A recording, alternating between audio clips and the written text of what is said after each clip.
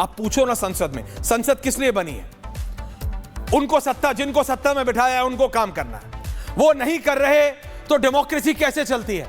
जो विपक्ष में बैठे हैं वो सत्ता में बैठों को कटघरे में खड़ा करें, यह डेमोक्रेसी है। और पूछे कि आपने कितने युवाओं को नौकरी दी, आपने कितने घरों तक सड़क बनाई, आपने कितने गांव में बिजली पहुंचाया, आपने कहा था हर घर जल, वो पहुंचा कि नहीं? लेकिन आज कोई उसकी बात करने वाला है?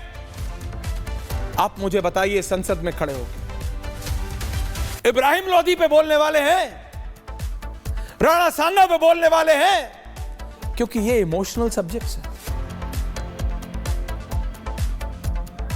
विपक्ष को अगर ये सवाल भी करना है सरकार से तो उसके लिए ये डिटेल्स उनके पास भी होनी चाहिए। सोचिए, अगर आपको, सिंपल भाषा में समझाता हूं, अगर आपको एक बच्चे को अपने टीचर से सवाल करना है या दो बच्चों को आपस में अपने से बेहतर बच्चे से सवाल करना है तो उसके पास भी तो कुछ जानकारी होनी चाहिए ना, कि ए के बाद बी आता है, क के बाद ग आता है। अगर उसे यह नहीं पता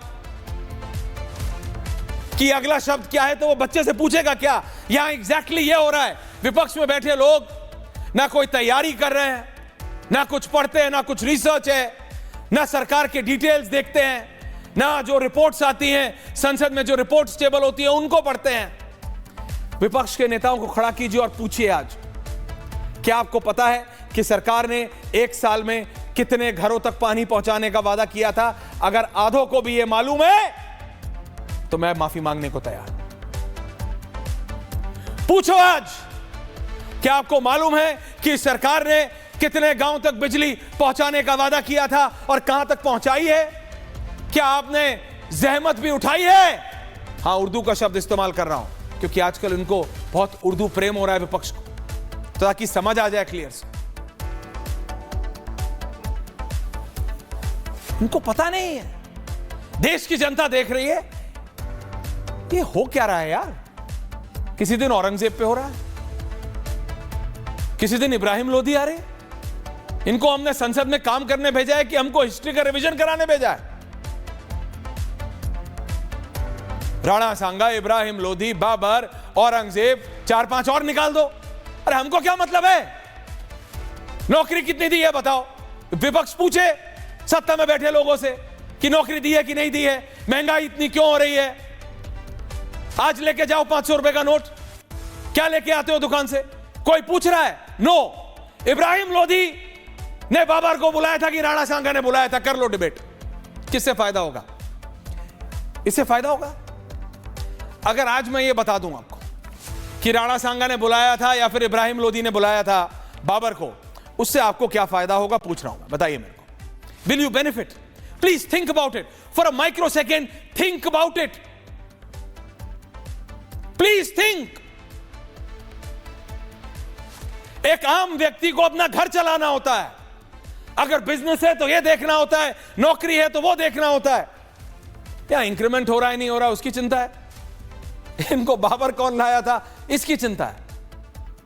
देश की जनता आपको क्यों चुनेगी? विपक्ष, प्लीज थिंक अबाउट इट। ये देश का विपक्ष सोचे तो।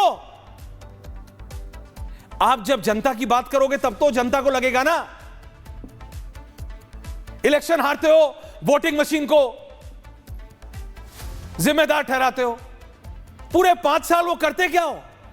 इब्राहिम लोदी, औरंगजेब, बाबर को इब्राहिम लोदी लाया था कि राणा सांगा लाया था, ये करते हो। जनता की बात करो तो जनता से जुड़ोगे। जनता की बात तो करो, उसकी दिक्कत तो समझो। अगर यह सरकार वो कर रही है कि नहीं कर रही है, आपको तो यही नहीं पता कि कितने गांवों का वादा था, कितने गांव तक बिजली पानी पहुंची। गैस सिलेंडर होली दिवाली देने का बात किया था, दिया भी कि नहीं? क्या पता है?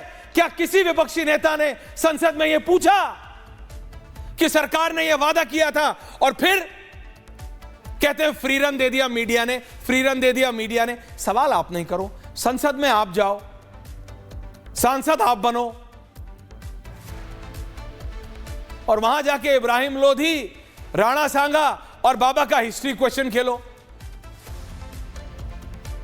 फिर आप 1 मिनट सोचिए दर्शकों, आपको इससे फर्क पड़ेगा या इससे फर्क पड़ेगा कि देश का विपक्ष जो सत्ता में बैठे हैं उनका कांस्टेंट काम है, ये डेमोक्रेसी है कि जो सत्ता में बैठे हैं उनको जवाब देना है, उनको बताना है कदम कदम पे कि उन्होंने ये काम किया कि नहीं किया। उनको पूछेगा कौन? विपक्ष, द ऑपोजिशन। लेकिन ऑपोजिशन तो मिसगाइडेड है, ऑपोजिशन लीडरलेस है, ऑपोजिशन डायरेक्शनलेस है। उसके चक्कर में ये इब्राहिम लोदी, राणा सांगा और बाबर औरंगजेब हो रहा है। लेकिन मैं रिक्वेस्ट कर रहा हूं फैज साहब से, आके बैठ जाइए फैज साहब, मेरे को 2 मिनट लगेंगे, क्योंकि मेरे को अब ये बताना पड़ेगा ना ये 3 व्यक्ति कौन है। राणा सांगा, बाबर, इब्राहिम लोदी, ये सब बताना जरूरी हो गया।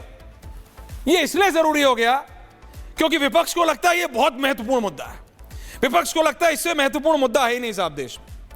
इससे महत्वपूर्ण मुद्दा ना बिजली है दर्शकों, ना पानी है, ना महंगाई है, ना पेट्रोल है, ना खाने की चीजों की कीमतें हैं, ना घर है, ना नौकरी है, ना डेवलपमेंट है, ना सड़क है, कुछ नहीं। सबसे ज्यादा महत्वपूर्ण विषय यह है देश के विपक्ष के लिए कि बाबर को कौन लाया था, राणा सांगा या इब्राहिम लोदी। उस पर डिसाइड होगा कि देश की जनता किसको वोट करेगी। तो करते रहो यही, और उसके बाद जब एक बार फिर बीजेपी जीत जाएगी तो वोटिंग मशीन को ब्लेम करते रहना, क्योंकि ट्रस्ट मी यू, ये राणा सांगा, बाबर और ये औरंगजेब या ये मतलब इब्राहिम लोदी से इलेक्शन नहीं जीतने वाले हो, नहीं जीतने वाले हो। But just to clear the picture, और उससे पहले मैं डिबेट शुरू करूं, और ये बहुत प्रैक्टिकल बात है, ये क्लेम जो किया जाता है, और मैं बता रहा हूं भाई, हिस्ट्री 8वीं 9वीं 10वीं में पढ़ी है, उसके बाद आज रिवीजन टेस्ट करवा रहा है विपक्ष मेरा। प्रोफेसर जुनैद हैरिस तो अभी भी पढ़ाते हैं, उनको याद होगा, मुझे नहीं याद है। अनुराग भदौरिया प्रोफेसर है, पता नहीं कौन से वाले हैं, उनको याद है कि नहीं है। लेकिन मैं ऑन द फैक्ट्स बोल रहा हूं। कहां यह कहा जाता है कि राणा सांगा ने बाबर को इनवाइट किया, ये कॉमन हिस्टोरिकल ग्राउंड्स पे कई लोगों ने ऐसा लिखा है, लेकिन जो ऐतिहासिक अकाउंट है, दर्शकों ध्यान से दीजिएगा, क्योंकि जो संसद में खड़े होकर बोलते हैं उनको फैक्ट्स क्लैरिटी से बोलने चाहिए। हिस्ट्री ये बताती है कि दौलत खान लोदी जो उस समय के पंजाब के गवर्नर थे, उन्होंने बाबर को इंडिया में बुलाया था। इसके 4 पॉइंट ये सपा के नेता को मालूम होना चाहिए। जो कॉमन नैरेटिव है, जो ओपन सोर्स, जिसमें कोई खास सोर्स नहीं, ओपन सोर्स से सब बताते हैं, वो ये है कि राणा सांगा जो कि मेवाड़ के रूलर थे, उन्होंने बाबर को बुलाया था इंडिया ताकि वो उनकी मदद कर सके, इब्राहिम लोदी जो सुल्तान ऑफ दिल्ली थे उनको हराने के लिए। लेकिन जो अल्टरनेटिव पर्सपेक्टिव है, जिसका किताबों में प्रूफ है, वो ये है, और इंडोलॉजिस्ट गोपीनाथ शर्मा ने भी लिखा है, और कि दौलत खान लोधी जो उस समय के गवर्नर ऑफ पंजाब थे, उन्होंने बाबर को चिट्ठी लिखी थी कि इब्राहिम लोदी को हराने में उनकी मदद करो, और इसलिए